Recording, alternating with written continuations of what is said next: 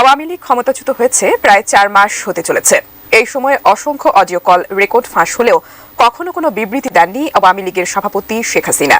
এবার সাবেক ইসকন নেতা চিন্ময় কৃষ্ণ দাসের মুক্তির দাবি জানিয়ে বিবৃতি দিয়েছেন তিনি। এমনকি ওই বিবৃতিতে ডক্টর ইউনূসের সরকারকে ক্ষমতা দখলকারী হিসেবে উল্লেখ করেছেন শেখ হাসিনা।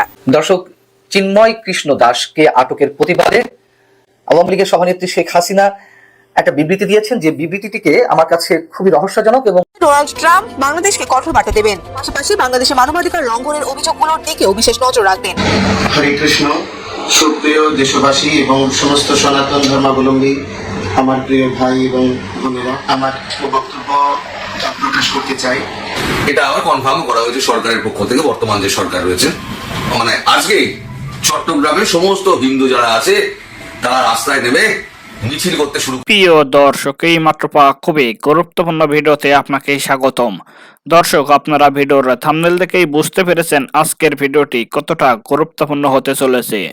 দর্শক, আজকের ভিডিওতে অনেক চাঞ্চল্যকর সব গোপন তথ্য ফাঁস করা হবে, তাই না টেনে সম্পূর্ণ ভিডিওটি দেখতে থাকুন এবং এইরকম আরো নিউজ শুনতে চ্যানেলটি সাবস্ক্রাইব করে আমাদের সাথেই থাকুন। তো চলুন দর্শক, কথা না বাড়িয়ে আমরা মূল ভিডিওতে যাই। আওয়ামী লীগের সভানেত্রী শেখ হাসিনা একটা বিবৃতি দিয়েছেন, যে বিবৃতিটিকে আমার কাছে খুবই রহস্যজনক এবং মোটামুটি ইন্টারেস্টিংও মনে হচ্ছে। কেন ইন্টারেস্টিং এবং রহস্যজনক বলে মনে হচ্ছে, আপনারা এটি শুনলে মোটামুটি নিজেরাই অনুমান করতে পারবেন। এবং তার এই বিবৃতিটি আওয়ামী লীগের অফিসিয়াল ফেসবুক পেজে প্রকাশিত হয়েছে। সেখানে তিনি বলছেন, চট্টগ্রামে একজন আইনজীবীকে হত্যা করা হয়েছে, যার তীব্র প্রতিবাদ জানাচ্ছি। এই হত্যাকাণ্ডের সঙ্গে যারা জড়িত তাদের সবাইকে খুঁজে বের করে শাস্তি নিশ্চিত করতে হবে এবং এই ঘটনার মধ্য দিয়ে চরমভাবে মানবাধিকার লঙ্ঘিত হয়েছে। অসাংবিধানিকভাবে ক্ষমতা দখলকারী ইউনূস সরকার যদি এই সন্ত্রাসীদের শাস্তি দিতে ব্যর্থ হয়, তাহলে মানবাধিকার লঙ্ঘনের দায়ে তাকেও শাস্তির মুখোমুখি হতে হবে। খুবই চমৎকার কথা। দেশবাসীর প্রতি আমি আহ্বান জানাচ্ছি, এই ধরনের সন্ত্রাস এবং জঙ্গিবাদের বিরুদ্ধে সবাই ঐক্যবদ্ধভাবে রুখে দাঁড়ান। তিনি বলছেন, নিত্য প্রয়োজনীয় দ্রব্যমূল্য নিয়ন্ত্রণ করতে ব্যর্থ, মানুষের জীবনের নিরাপত্তা দিতেও ব্যর্থ এই সরকার। সাধারণ মানুষের উপর প্রত্যক্ষ এবং পরোক্ষভাবে এইসব নির্যাতনের তীব্র নিন্দা জানায়। এইবার তিনি বলছেন যে সনাতন ধর্মাবলম্বী সম্প্রদায়ের একজন শীর্ষ নেতাকে অন্যায়ভাবে গ্রেফতার করা হয়েছে, অবিলম্বে তাকে মুক্তি দিতে হবে। চট্টগ্রামে মন্দির পুড়িয়ে দেওয়া হয়েছে, ইতিপূর্বে মসজিদ, মাজার, গির্জা, মঠ এবং আহমদিয়া সম্প্রদায়ের ঘরবাড়ি আক্রমণ করে ভাঙচুর ও লুটপাট করে আগুনে পুড়িয়ে দেওয়া হয়েছে। সকল সম্প্রদায়ের মানুষের ধর্মীয় স্বাধীনতা এবং জানমালের নিরাপত্তা নিশ্চিত করতে হবে। তার একটা অংশের সঙ্গে আমি একমত পোষণ করি যে মসজিদ, মাদ্রাসা, মসজিদ, বাজার, আহমদিয়া সম্প্রদায়ের ঘর বাড়ি আক্রমণ করে ভাঙচুর এবং লুটপাট করা হয়েছে। এগুলো কিছু কিছু ঘটনা তো ঘটেছে। মাজার ভাঙচুর করা হয়েছে, আহমদিয়া সম্প্রদায়ের মানুষদের উপর আক্রমণ করা হয়েছে, এটির সঙ্গে আমরা নিশ্চয়ই দ্বিমত পোষণ করতে পারি না। কিন্তু যে কারণে রহস্যজনক এবং ইন্টারেস্টিং মনে হয়েছে তা হচ্ছে, তিনি কিন্তু তার বিবৃতির কোথাও চিন্ময় কৃষ্ণ দাসের নাম উল্লেখ করেনি। এই নামটি উল্লেখ করতে কোথায় তার বাধা? যদি প্রশ্ন করি যে চিন্ময় কৃষ্ণ দাসের বিরুদ্ধে নৈতিক চরিত্রের স্খলনের যে গুরুতর অভিযোগ উঠেছে, শিশু বলাৎকার সহ আরো নানা ধরনের গুরুতর অভিযোগ, সেই বিষয়গুলো ওপেন সিক্রেট, এই কারণে তিনি তার নামটি উচ্চারণ করেননি।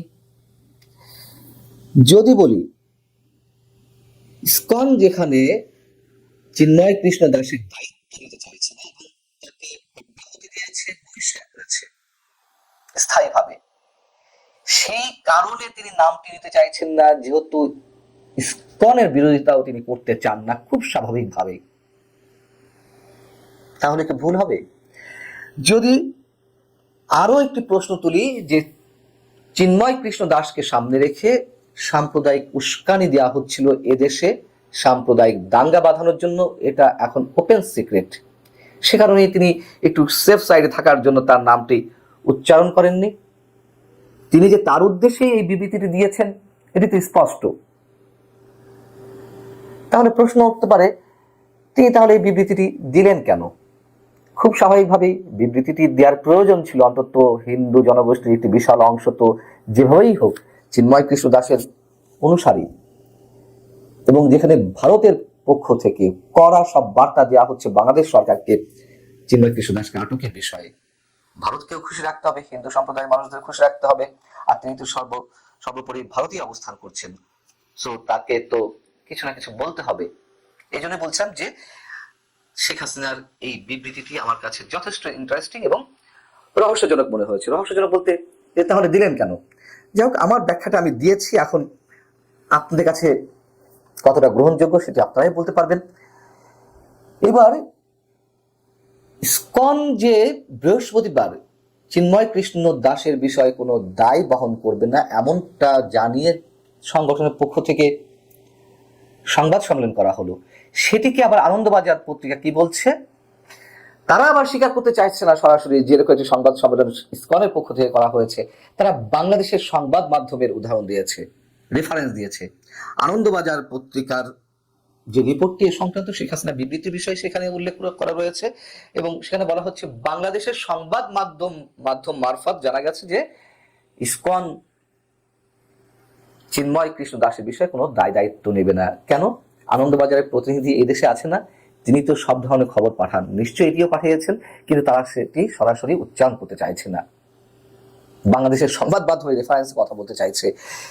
যাই হোক, সেই সংবাদ সম্মেলনে ইসকনের বাংলাদেশের কার্যনির্বাহী কমিটি এবং শিশু সুরক্ষা দলের সদস্য ঋষিকেশ গৌরাঙ্গ দাস তিনি বলেছেন, স্পষ্ট জানিয়ে দিয়েছেন যে কৃষ্ণ দাসের বিরুদ্ধে অর্থাৎ চিন্ময় কৃষ্ণ দাসের বিরুদ্ধে কয়েকটি শিশু অভিযোগ করেছিল যে তাদের সঙ্গে অসদাচরণ এবং খারাপ ব্যবহার করা হয়েছে। এটা জানার পরে চিন্ময়কে চিঠি দেওয়া হয় বিষয়টি তার জবাব দেওয়ার জন্য।